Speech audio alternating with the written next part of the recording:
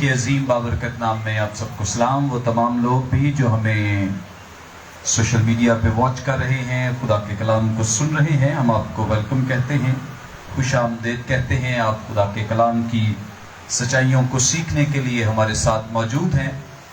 کلام مقدس میں سے اپنی رہنمائی کے لیے آج نئے عہد نامے میں سے ہم اسی تسلسل کو برقرار رکھتے ہوئے نئے عہد نامے میں سے کرنتھیوں کے پہلے خط کی تلاوت کریں گے.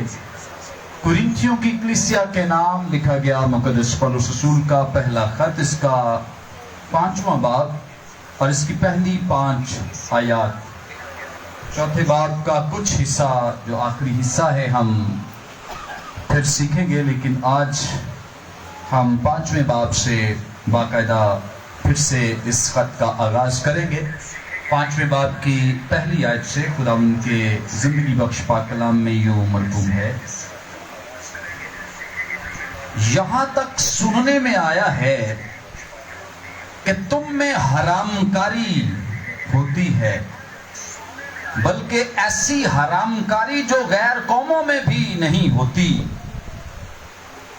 چنانچہ تم میں سے ایک شخص اپنے باپ کی بیوی کو رکھتا ہے اور تم افسوس تو کرتے نہیں، تاکہ جس نے یہ کام کیا وہ تم میں سے نکالا جائے، بلکہ شیخی مارتے ہو.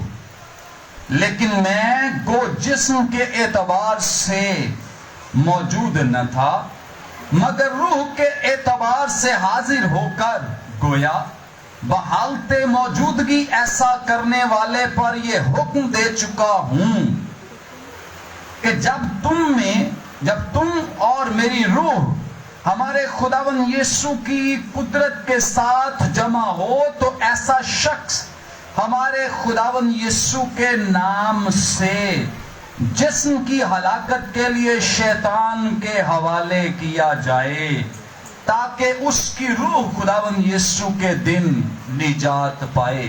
کلام مقدس کے پڑھے سنے جانے پہ خداوند کی برکت ہو، آمین.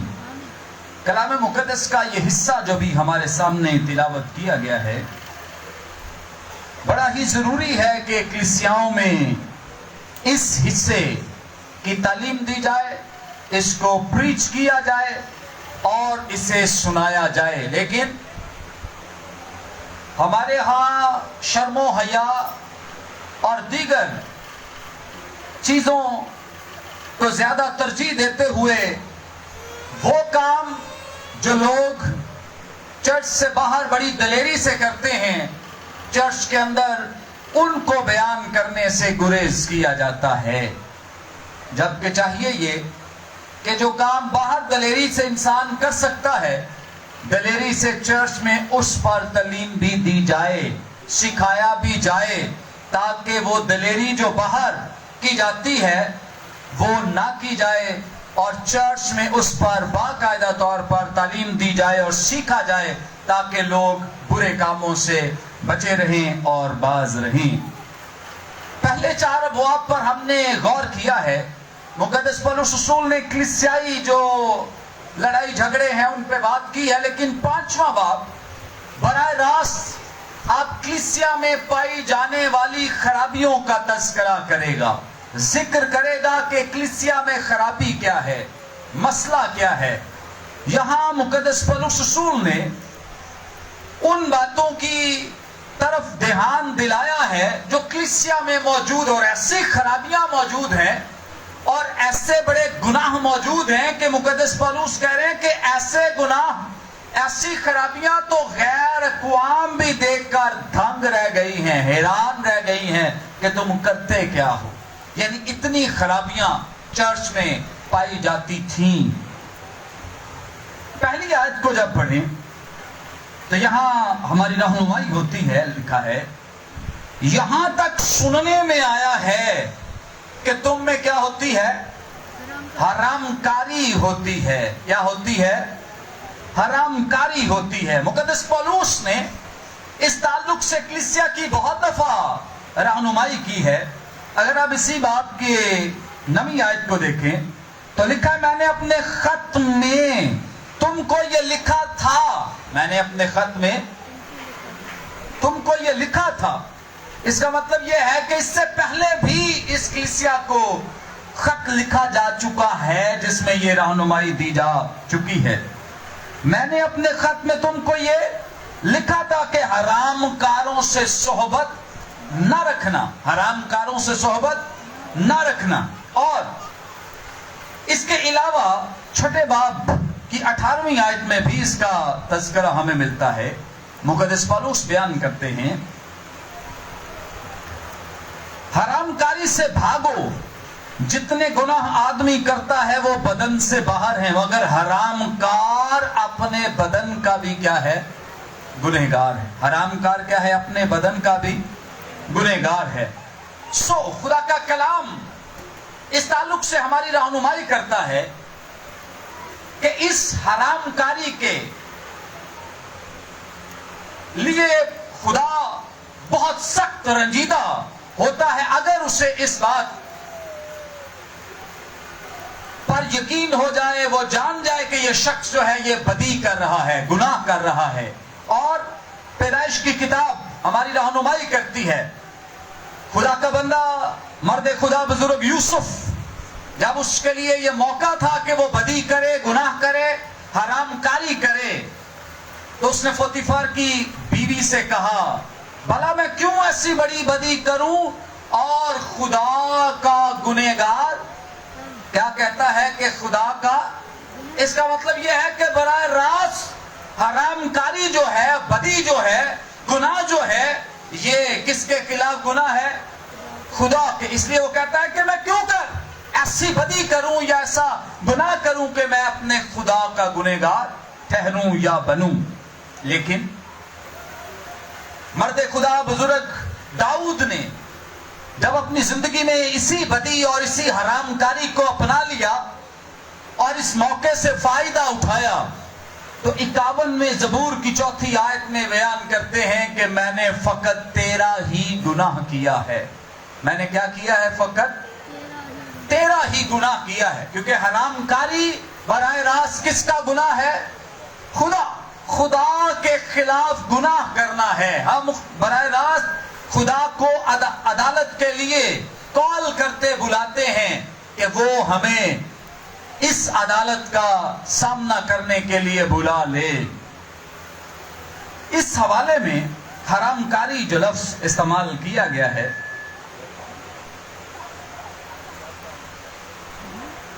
حرام کاری کا لفظ جو استعمال کیا گیا ہے, اس کے لیے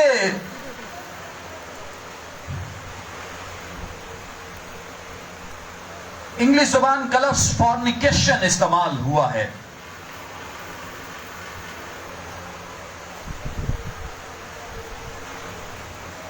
اور یونانی زبان کا لفظ جو پورنیا ہے, یہ فورنیکیشن دراصل اسی کا ترجمہ ہے.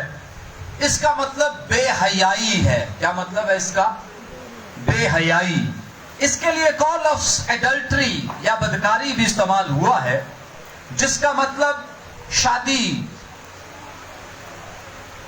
کے بندھن سے باہر کوئی گناہ کرنا. یعنی ایک انسان شادی کے بندھن میں بندھا ہے, میاں ہے یا بیوی ہے, تو ان میں سے کوئی ایک شخص اپنے جیون ساتھی کے علاوہ کسی اور کے ساتھ جنسی تعلق قائم کیے ہوئے ہے, تو اسے خدا کا کلام ایڈلٹری یا بدکاری کہتا ہے. جیسے خداوند یسوع مسیح نے بھی طلاق کے لیے یہ وجہ بیان کی ہے کہ جو شخص شادی کے باہر اپنے مراسم قائم کرتا ہے, تعلق قائم کرتا ہے, اور ضروری نہیں کہ جسم ہی کا بلکہ اپنی زبان, اپنی آنکھوں سے بدی کرتا ہے یا گناہ کرتا ہے, تو وہ دراصل اپنے خاندان میں زنا کرتا ہے. اپنے خاندان میں کیا کرتا ہے, زنا. اور اس کا مطلب یہ ہے کہ وہ خدا کے خلاف کیا کرتا ہے, گناہ کرتا ہے. سو یاد رکھیں کہ مقدس پولس نے جو یہاں پہ ٹرم یا اصطلاح استعمال کی ہے, یہ فورنیکیشن استعمال, ایڈلٹری نہیں بلکہ فورنیکیشن.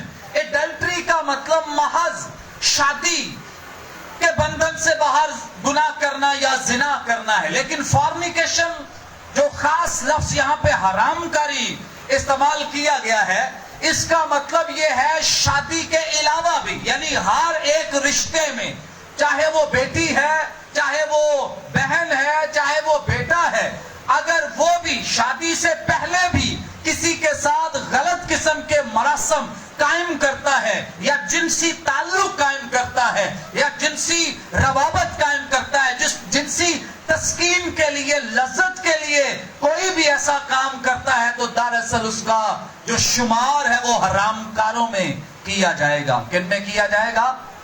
حرام کاروں میں کیا جائے گا۔ خدا کا کلام اس تعلق سے واضح تعلیم دیتا ہے کہ ہر وہ تعلق جو شادی سے پہلے قائم کیا جاتا ہے اور شادی ہو جانے کے بعد اپنے جیون ساتھی کے علاوہ کسی کے ساتھ قائم کیا جاتا ہے، تو یہ حرام کاری کے زمرے میں آتا ہے۔ کس کے زمرے میں آتا ہے؟ حرام کاری کے زمرے میں آتا ہے۔ سو اس کے لیے خدا کا کلام جو ہے یہ بہت بڑی رہنمائی ہمارے لیے عطا کرتا ہے کہ جو شادی شدہ لوگ ہیں، جوڑے ہیں، یہ اپنے ساتھی کے علاوہ کسی کے ساتھ جنسی تعلق قائم نہ کریں۔ اگر کرتے ہیں تو براہ راست کس کے خلاف گناہ کرتے ہیں؟ خدا کے خلاف۔ اور کہتا ہے کہ باقی گناہ تو بدن سے باہر ہوتے ہیں، لیکن یہ واحد گناہ ہے جس سے بدن بھی ناپاک ہو جاتا ہے، یعنی روح القدس کا مقدس بھی کیا ہو جاتا ہے؟ خراب ہو جاتا ہے۔ کیا ہو جاتا ہے؟ آپ کو اندازہ ہوگا کہ جو پاک ترین مکان جس کے لیے مقدس پولس نے نئے عہد میں جو ترجمہ کیا ہے اس کا، وہ ہمارے بدنوں کو، جب وہ کہتا ہے کہ تمہارے بدن روح القدس کا مقدس ہے، تو دراصل وہ کہتا ہے کہ تمہارے بدن جو ہیں یہ پاک ترین مکان ہیں۔ یہ کیا ہے؟ پاک ترین مکان۔ تو اس کا مطلب یہ ہے کہ پرانے عہد کے مطابق پاک ترین مکان میں اگر کبھی، جیسے مثال کے طور پہ سال میں ایک مرتبہ سردار کاہن جا سکتا ہے پاک ترین مکان میں، اور اگر سال کے بعد ایک دن کے لیے بھی وہ ناپاکی کی حالت میں چلا جائے تو اس کی موت واقع ہو جاتی۔ کیا ہو جاتا؟ موت اس کی واقع ہو جاتی، کیونکہ وہ گناہ کی حالت میں، بدی کی حالت میں۔ تو اس کا مطلب یہ ہے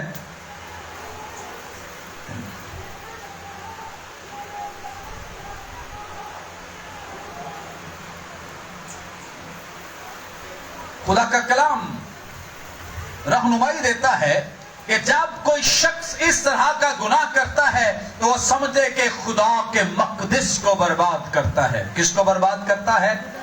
خدا کے مقدس کو تباہ کرتا ہے، برباد کرتا ہے۔ امثال کی کتاب اس کے 6 باب کی 23ویں آیت میں لکھا ہے، کیونکہ فرمان چراغ ہے اور تعلیم نور، اور تربیت کی ملامت حیات کی راہ ہے۔ تربیت کی ملامت جو ہے وہ کیا ہے؟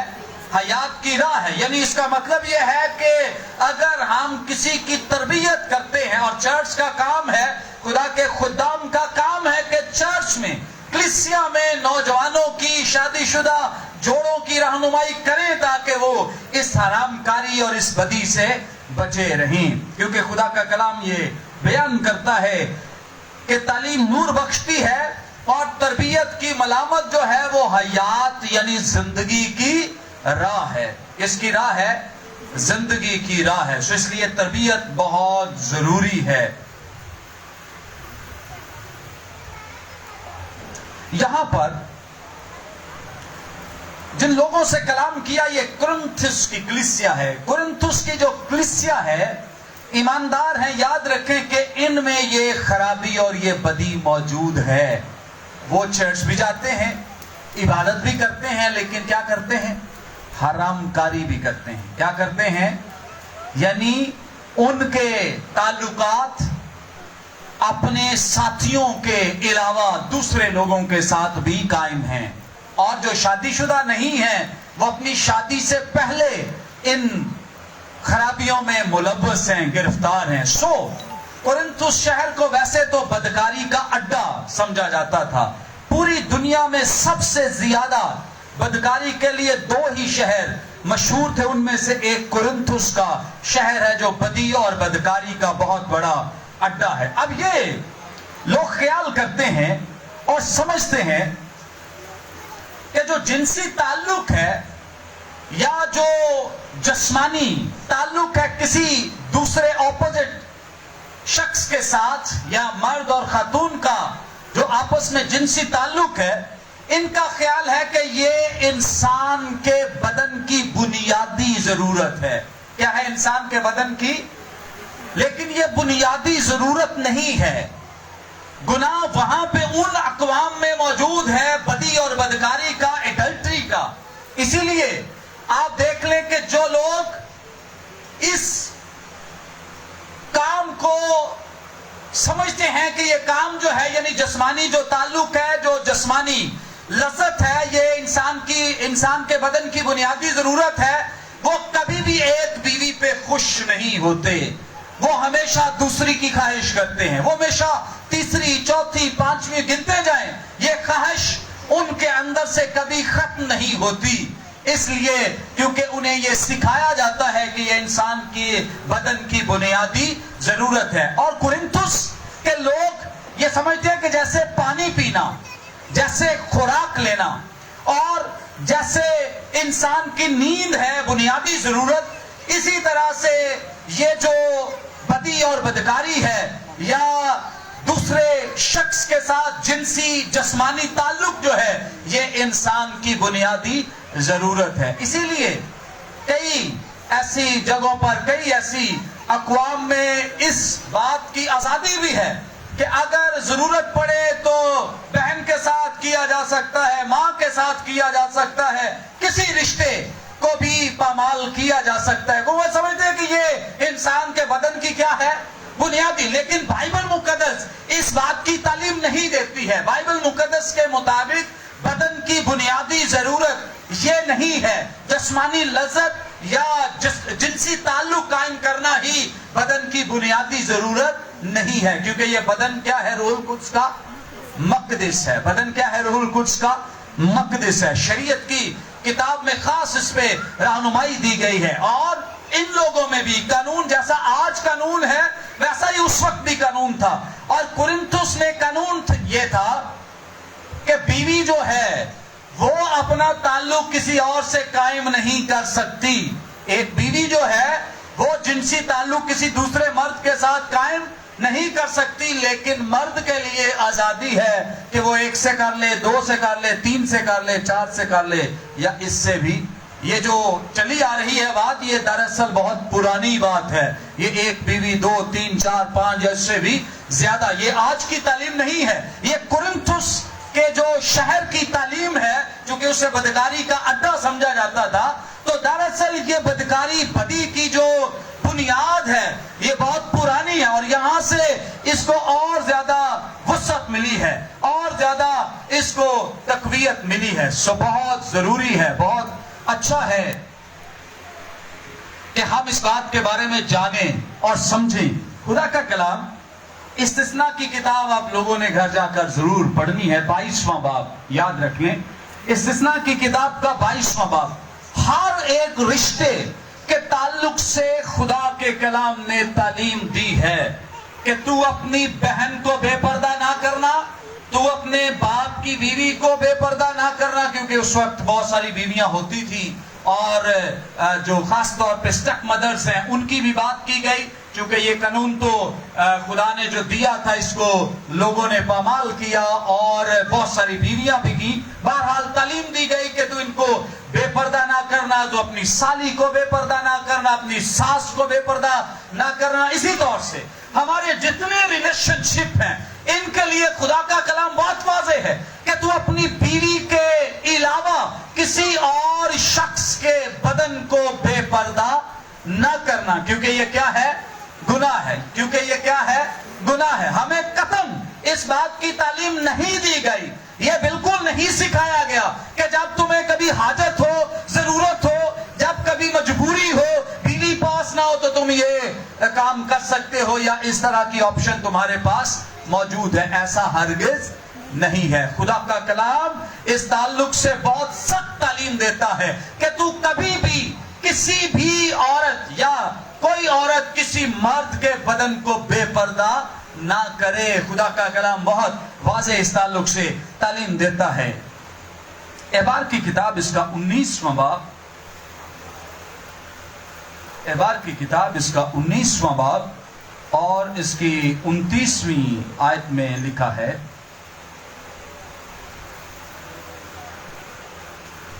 تو اپنی بیٹی کو کسبی بنا کر ناپاک نہ ہونے دینا، تا ایسا نہ ہو کہ ملک میں رندی بازی پھیل جائے اور سارا ملک بدکاری سے بھر جائے۔ 21ویں باب کی 9ویں آیت میں لکھا ہے، اگر کاہن کی بیٹی فاحشہ بن کر اپنے آپ کو ناپاک کرے تو وہ اپنے باپ کو ناپاک ٹھہراتی ہے، وہ عورت آگ میں جلائی جائے۔ وہ عورت کیا ہو؟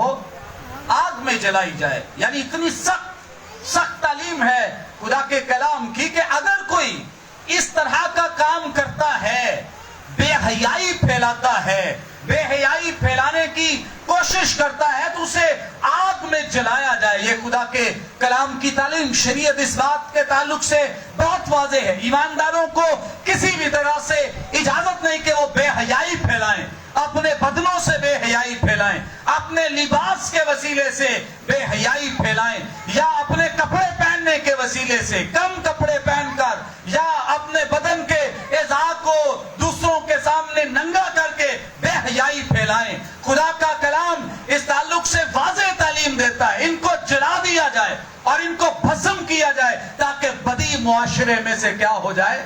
ختم ہو جائے، بدی معاشرے میں سے ختم ہو جائے۔ سو خدا کے کلام کے مطابق ایماندار بیٹیوں، ایماندار بیویوں، ایماندار بہنوں کو اور بھائیوں کو قطعاً خدا کا کلام اجازت نہیں دیتا کہ وہ کسی بھی طرح سے حرام کاری کے لیے کوئی فضا بھی قائم کریں۔ حرام کاری تو بعد میں ہے، حرام کاری کی فضا قائم کرنے سے بھی خدا کا کلام جو ہے وہ منع کرتا ہے کہ سب سے پہلے تو بے حیائی کا جو کام ہے یا بے حیائی پھیلانے کی جو وجہ ہے اس کو بھی ختم کیا جائے۔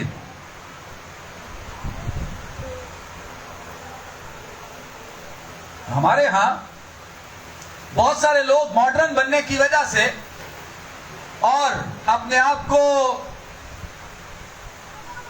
دوسروں سے برتر دکھانے کی وجہ سے بہت سارے لوگ بے حیائی پھیلا رہے ہیں، بہت ساری بیٹیاں بے حیائی پھیلا رہی ہیں، بہت ساری خواتین بے حیائی پھیلا رہی ہیں، بہت سارے مرد بے حیائی پھیلا رہے ہیں۔ خدا کا کلام قطعاً اس بات کی اجازت نہیں دیتا، اور بالکل خدا کا کلام واضح ہے کہ یہ بے حیائی جو ہے براہ راست کس کے خلاف گناہ ہے؟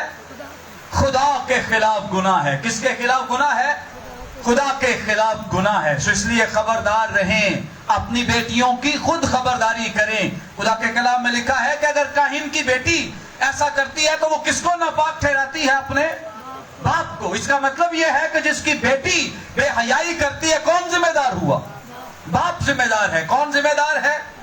باپ ذمہ دار ہے۔ اپنے منہ میں کوئی خاموشی کے تالے نہ لگائیں اور اپنے آپ کو ایسی کوئی اللہ میاں کی گاہ نہ بنائیں کہ آپ کو پتہ نہ چلے کہ آپ کی بیٹی کیا کر رہی ہے، آپ کی بہن، آپ کی بیوی کیا کر رہی ہے۔ سو خدا را اپنی آنکھیں کھولیں اور اپنے منہ سے ان تالوں کو ہٹائیں اور اپنی بیٹیوں، اپنی بیویوں، اپنی بہنوں کی خبرداری کریں اور خود اپنی بھی کریں۔ اگر ہم اپنی خبرداری، بچے نہ ادھر سے نہ گزرو بات بات، اگر ہم اپنی خبرداری نہیں کر سکیں گے تو کیسے اپنی بیٹی کو؟ وہ بیٹی کیا کہے گی کہ باپ تو خود کیا کرتا ہے؟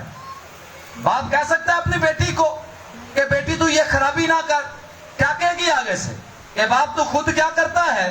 تو خود بدکاری کرتا ہے، تو نے خود 2 بیویاں رکھی ہیں، تو خود میری ماں کے علاوہ کسی اور خاتون کے پاس جاتا ہے۔ تو اگر کوئی خود انوالو ہے اس بدی میں تو اسے یہ دن دیکھنا ہی پڑتا ہے، چاہے کسی بھی عمر میں جا کر دیکھنا پڑے، اسے ضرور یہ دن دیکھنا پڑتا ہے۔ سو اچھا ہے کہ پہلے خود بدی، بدکاری، حرام کاری سے باز آئیں اور اپنے بچوں کی اچھی رہنمائی کریں۔ اجازت نہ دیں اپنی بیٹیوں کو اور اپنے بچوں کو ماڈرن بننے کی۔ ماڈرن بننا ہے تو ملک سے باہر بھیجیں تاکہ وہ وہاں جا کے جو بھی کرنا ہے وہ کر سکیں۔ لیکن ہمارے ملک کا یہ کلچر نہیں ہے، ہمارے یہاں پہ یہ روایت نہیں ہے، ہمارا کلچر یہ اس بات کی اجازت نہیں دیتا ہے کہ ہم اس طرح سے کوئی کام کر سکیں۔ سو بہت اچھا ہے، میں نے خاندانی لوگ اور غیرت مند لوگ بیرون ملک بھی ایسے ہی دیکھے ہیں، ان میں کوئی میں نے حرام کاری والی بات نہیں دیکھی ہے۔ ایماندار جو ہے وہ اندرون ملک رہیں بیرون ملک رہیں وہ ایک جیسے ہی ہیں، لیکن جو ایماندار نہیں، خاندانی لوگ نہیں ہیں، وہ ہمیشہ حرام کاری کو پروان چڑھاتے ہیں، بدی کو پروان چڑھاتے ہیں۔ یہ جب خواتین کم کپڑے پہنتی ہیں اور اپنے اعضاء کی نیلامی کرتی ہیں تو دراصل وہ خود بدی اور بدکاری کے لیے دوسروں کو دعوت دیتی ہیں کہ ہمارے ساتھ بدی کی جائے۔ اس لیے آپ کو پتا ہے کہ جو رومی گورنمنٹ ہے ان کا قانون یہ تھا کہ اگر کوئی خاتون جو ہے اس کے ساتھ زیادتی ہوتی ہے اور سر عام جاتے کوئی اس سے چھیڑتا ہے اور اگر اس نے اپنا سر دوپٹے سے ڈھانکا ہوا ہے تو اس کا مقدمہ رومی گورنمنٹ میں درج ہوگا، لیکن اگر اس نے دوپٹہ نہیں اوڑھا، اپنے بدن کو ڈھانکا نہیں ہے تو اس کا مقدمہ رومی گورنمنٹ میں درج نہیں ہوگا۔ کیوں؟ اس لیے کہ وہ خاتون خود دعوت دے رہی ہے کہ میرے ساتھ بدی کی جائے، مجھے چھیڑا جائے یا میرے ساتھ بدکاری کی جائے۔ اس لیے رومی گورنمنٹ کبھی اس بات کی اجازت نہیں دیتی تھی۔ تو اس لیے خبردار رہی اپنی بیٹیوں کے بارے میں، اپنے بچوں کے بارے میں، اپنے بیٹوں کے تعلق سے، وہ کیا پہنتے ہیں، کیا کرتے ہیں، کہاں جاتے، کیا کر رہے ہیں اور کیا ایکٹیویٹیز ہیں، کہاں پر وہ جا رہے ہیں، آ رہے ہیں، کون سا وہ نیٹ ورک یوز کر رہے ہیں، کس سوسائٹی میں ان کا اٹھنا بیٹھنا ہے، خبردار ہو جائے، کیونکہ خدا کا کلام اس تعلق سے ہماری رہنمائی اور ہمیں سکھاتا ہے۔ کرنتھیوں کے خط کے پہلے خط کے 10ویں باب میں مقدس پولس رسول کا کرنتھیوں کی کلیسیا کے نام لکھا گیا خط، اس کا 10واں باب، پہلا خط 10واں باب 8ویں آیت میں لکھا ہے، اور ہم حرام کاری نہ کریں جس طرح ان میں سے بعض نے کی اور ایک ہی دن میں 23,000 مارے گئے۔ ایک ہی دن میں یہ کن کی بات کی جا رہی ہے؟ یہودیوں کی۔ ان کی بات کی جا رہی ہے یہودیوں کی۔ شریعت ملنے سے پہلے ان میں بہت زیادہ حرام کاری موجود تھی۔ کیا تھی؟ بہت زیادہ حرام کاری موجود تھی۔ اس لیے خدا کا کلام ہماری رہنمائی کرتا ہے کہ ہم اس سے خبردار ہیں۔ ان کے لوگ مارے گئے تو کہیں ایسا نہ ہو کہ ہم بھی مارے جائیں، تباہی اور بربادی ہمارا بھی مقدر نہ بن جائے۔ 11ویں آیت میں لکھا ہے، یہ باتیں ان پر عبرت کے لیے واقع ہوئیں اور ہم آخری زمانے والوں کی نصیحت کے واسطے لکھی گئی۔ کس لیے لکھی گئی ہے؟ نصیحت کے لیے۔ بھئی ہمیں بتا دیا گیا ہے کہ حرام کاری کی سزا یہ ملتی ہے، اگر پھر بھی کوئی حرام کاری کرے تو پھر خدا کا کلام کوئی اور سلوشن نہیں دیتا ہے کہ پہلے ہوئی، لوگ مارے گئے، اب موقع ہے کہ ہم اس سے عبرت حاصل کریں، اس سے سیکھیں کہ پہلے مارے گئے تھے، ہم بھی مارے جائیں گے، خبردار رہیں۔ تھسلونیکے کی کلیسیا کو خط لکھتے ہوئے پہلے خط کے 4 باب کی 3 آیت میں بھی خدا کا کلام ہماری رہنمائی کرتا ہے، ہمیں سکھاتا ہے کہ حرام کاری سے بچو، حرام کاری سے بچو اور باز آ جاؤ، کیونکہ خدا کی یہی مرضی ہے کہ ہم پاکیزگی میں زندگی گزاریں۔ کرنتھس کی کلیسیا میں حرام کاری اس درجے تک پہنچ چکی ہے کہ یہ لوگ جو ہیں یہ غیر اقوام کے لیے بھی عبرت کا نشان بنے ہوئے ہیں۔ خدا کے کلام میں لکھا ہے کہ تم میں حرام کاری ہوتی ہے، بلکہ ایسی حرام کاری جو غیر قوموں میں بھی نہیں ہوتی، یعنی ایسی گندگی تھی، ایسی خرابی کہ غیر اقوام میں بھی ہوتا کیا ہے؟ لکھا ہے کہ تم میں سے ایک شخص اپنے باپ کی بیوی یعنی سٹیپ مدر کے ساتھ اپنے رشتوں کو ناپاک کرتا ہے۔ اپنے رشتوں کو کیا کرتا ہے؟ ناپاک کرتا ہے۔ اور یہ لوگ نہ صرف رشتوں کو ناپاک کرتے بلکہ اس کے بعد یہ شادیاں رچاتے، نکاح کرتے تھے، یعنی ایک کے بعد دوسرا گناہ۔ یاد رکھے جب انسان اس طرح کی گندگی میں انوالو ہو جاتا ہے، ملوث ہو جاتا ہے، تو وہ ایک گناہ کے بعد دوسرے گناہ میں پڑا رہتا ہے۔ مقدس پالوس ایک اچھا رہنما ہوتے ہوئے کلیسیا کی رہنمائی کرتا ہے اور یہ ذمہ داری کلیسیائی رہنماؤں پہ ڈالتا ہے اور ان کو یہ بتاتا ہے، سکھاتا ہے کہ تمہارا کام بھی یہی ہے کہ تم انہیں ابلیس کے حوالے کر دو. تم انہیں کیا کر دو؟ شیطان کے حوالے، یعنی کلیسیا سے خارج کر دو. ایسے لوگوں کو کیا کرو؟ کلیسیا سے خارج کر دو. یہاں پہ لکھا ہے تم میں سے شخص کیا کرتا ہے؟ اپنے باپ کی بیوی کو رکھتا ہے، اور تم افسوس تو کرتے نہیں تاکہ جس نے یہ کام کیا وہ تم میں سے نکالا جائے، بلکہ کیا کرتے ہو؟ شکی مارتے ہو، فخر کرتے ہو، بلکہ ایک دوسرے کے عیب کو چھپاتے ہو. سو خدا کا کلام تیسری آیت میں سکھاتا ہے، لیکن میں وہ جسم کے اعتبار سے موجود نہ تھا مگر روح کے اعتبار سے حاضر ہو کر گویا بحالت موجودگی ایسا کرنے والوں پر یہ حکم دے چکا ہوں کہ جب تم اور میری روح ہمارے خداوند یسوع مسیح کی قدرت کے ساتھ جمع ہو تو ایسا شخص ہمارے خداوند یسوع مسیح کے نام سے جسم کی ہلاکت کے لیے شیطان کے حوالے کیا جائے، یعنی اسے کلیسیا میں سے خارج کیا جائے، نکالا جائے. کیونکہ خدا کے کلام میں اس بات کو واضح بیان یہ ایسے ہی ہے جیسے ہمارے ہاں مثال دی جاتی ہے، سکھایا جاتا ہے کہ ایک گندی مچھلی جو ہے وہ سارے تالاب کو کیا کر دیتی ہے. تو اگر وہ گندی مچھلی نکال دی جائے تو سارا تالاب جو ہے وہ صاف رہتا ہے، بچ جاتا ہے. سو ان گندی مچھلیوں کو نکالنے کے لیے، ان سے خبردار کرنے کے لیے پولس رسول نے ہمیں یہ سکھایا، بتایا، ہماری رہنمائی کی ہے. اور یاد رکھیں مقدس پولس ایسا نہیں ہے کہ خود صرف تعلیم ہی دے رہے ہیں. ایک وقت ایسا آیا انہوں نے خود ایسا کیا ہے. آئے میرے ساتھ دیکھیں مقدس پولس رسول کا تیموتھیوس کے نام لکھا گیا پہلا خط، اور اس کا پہلا باب اور اس کی 20ویں آیت میں لکھا ہے، انہی میں سے ہیمونیس اور سکندر ہیں جنہیں میں نے شیطان کے حوالے کیا تاکہ کفر سے باز رہنا سیکھیں، تاکہ کفر سے باز رہنا سیکھیں. مقدس پولس نے اپنی یہ مثال دی ہے کہ میں نے ان کو نکال دیا بدی کی وجہ سے، بدکاری کی وجہ سے، حرام کاری کی وجہ سے. سو یاد رکھیں خدا کا کلام اس تعلق سے ہماری رہنمائی کرتا، ہمیں سکھاتا ہے اور کلیسیا کو خبردار کرتا ہے. میرے ساتھ اگر مل کر ایک حوالہ ہم پڑھیں پرانے عہد نامے میں سے سموئیل کی دوسری کتاب، سموئیل کی معرفت لکھی گئی دوسری کتاب، اس کا 13واں باب، اس کی پہلی 16 آیات میں آپ کے لیے تلاوت کروں گا. پڑھنی تو میں نے صرف 3 آیات تھی، لیکن تاکہ اس واقعے کا پورا علم ہو جائے اس کو شروع سے میں آپ کے لیے پڑھوں گا. پہلی آیت سے لکھا ہے، اور اس کے بعد ایسا ہوا کہ داؤد کے بیٹے ابی سلوم کی ایک خوبصورت بہن تھی جس کا نام تمر تھا. اس پر داؤد کا بیٹا امنون عاشق ہو گیا، اور امنون ایسا کڑھنے لگا کہ وہ اپنی بہن تمر کے سبب، یہ سگی بہن نہیں تھی اس کی، اپنی بہن تمر کے سبب سے بیمار پڑ گیا کیونکہ وہ کنواری تھی. سو امنون کو اس کے ساتھ کچھ کرنا دشوار معلوم ہوا، اور داؤد کے بھائی سما کا بیٹا یوندب امنون کا دوست تھا، اور یوندب بڑا چالاک آدمی تھا. سو اس نے اس سے کہا، اے بادشاہ دادے، تو کیوں دن بدن دبلا ہوتا جاتا ہے؟ تو کیا تو مجھے نہیں بتائے گا؟ تب امنون نے اس سے کہا کہ میں اپنے بھائی ابی سلوم کی بہن تمر پر عاشق ہوں.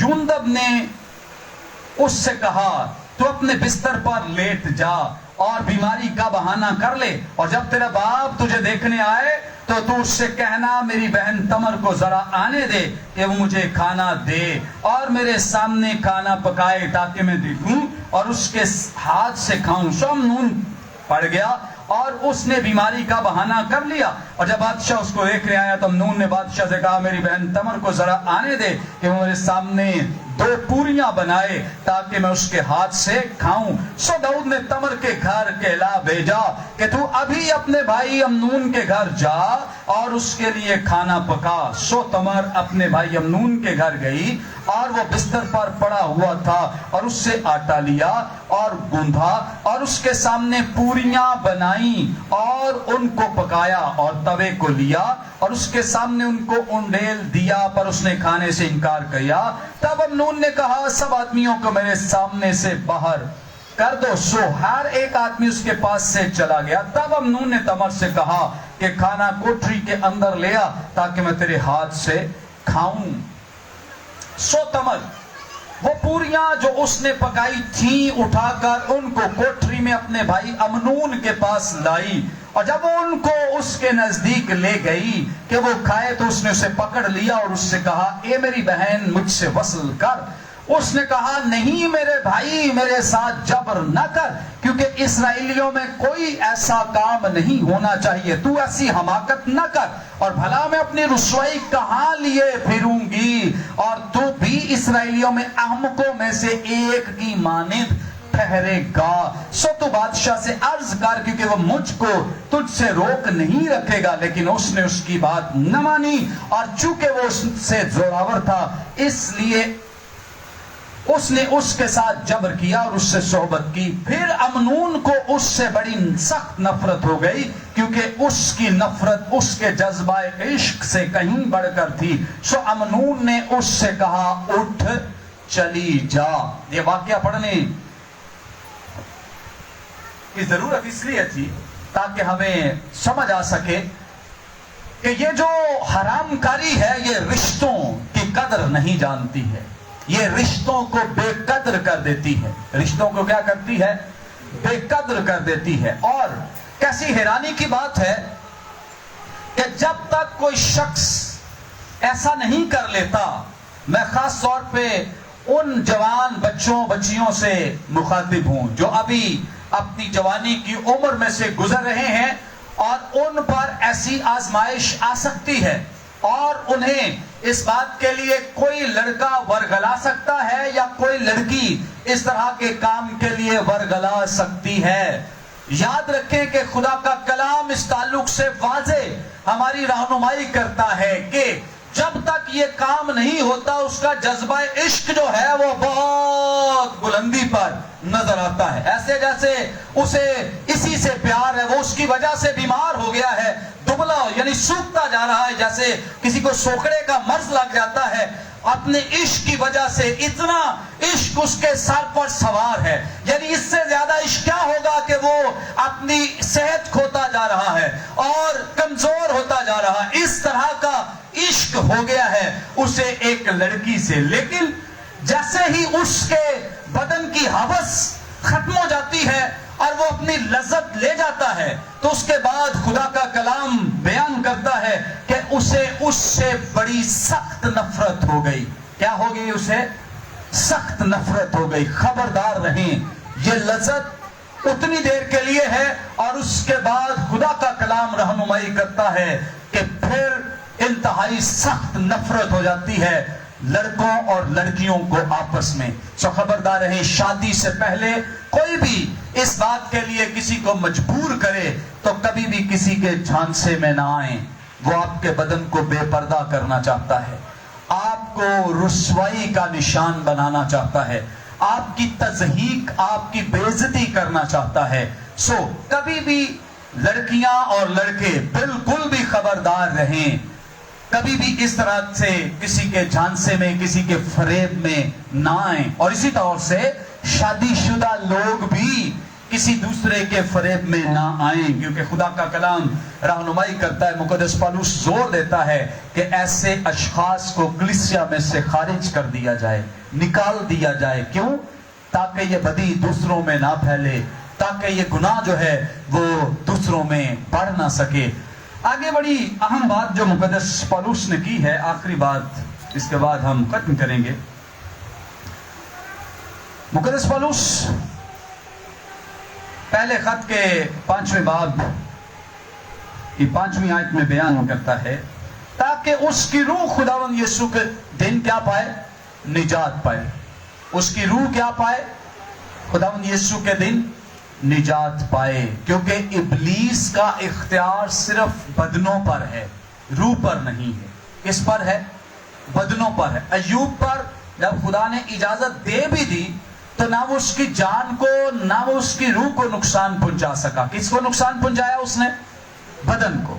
آج بھی ابلیس بدن کو تو نقصان پہنچا سکتا ہے لیکن ہماری روح اور ہماری جان کو نقصان نہیں پہنچا سکتا. اس لیے لکھا ہے کہ اسے ابلیس کے حوالے، شیطان کے حوالے کر دیا جائے، یعنی اسے کلیسیا میں سے خارج کر دیا جائے، نکال دیا جائے، تاکہ اس کا بدن جو ہے وہ تو نقصان پا رہا ہے، نقصان اٹھا رہا ہے، لیکن اس کی روح جس نے نجات پائی تھی اس کی روح جو ہے وہ محفوظ رہ سکے یا بچ سکے. سو بہت ضروری ہے، خبردار رہنے کی ضرورت ہے کہ ہمارے چرچ، ہماری کلیسیاؤں میں اور ہمارے ایمانداروں میں ایسی بدی جو ہے، ایسا گناہ جو ہے وہ نہ پایا جائے. جب سربراہان جو ہیں، جو لیڈرز ہیں، وہ اس طرح کی بدی میں ملوث نہیں ہوں گے، جب گھر کے سربراہ اس بدی میں ملوث نہیں ہوں گے، بڑی دلیری سے اپنے بچوں کی رہنمائی کر سکتے ہیں، اپنی بیٹیوں، اپنے بیٹوں کو سمجھا سکتے ہیں، لیڈرز بھی اپنی کلیسیاؤں کو سمجھا سکتے ہیں. لیکن افسوس اگر لیڈرز یا سربراہان جو ہیں اس طرح کی بدی میں ملوث ہوں تو وہ کبھی بھی اپنی کلیسیا، اپنے گھرانے کی رہنمائی نہیں کر سکتے. سو ہمیں خبردار رہنے کی ضرورت ہے. میرے دل میں یہ بڑا بوجھ ہے کہ ہم اس ٹاپک پہ ضرور ایک سیمینار کریں اور ضرور اس پر ہم کلیسیاؤں کے نوجوانوں کو اکٹھا کریں، انہیں سکھائیں، تاکہ بہت سارے نوجوان جو بھٹک جاتے ہیں، نقصان اٹھاتے ہیں، اس عمر میں بھول جاتے ہیں، ان کو خبردار کیا جائے اور ان کو خدا کے کلام کی تعلیم سے آراستہ کیا جائے. سو آپ ضرور اس بات کو دعا میں رکھیں تاکہ خدا ہم اس بات کو جلد پاسبل کرے اور ہم اس بات کو ضرور ممکن کر سکیں اور یہ کلام جو ہے وہ لوگوں تک پہنچایا جا سکے. خدا اپنے کلام کے وسیلے ہمیں برکت بخشے. آمین.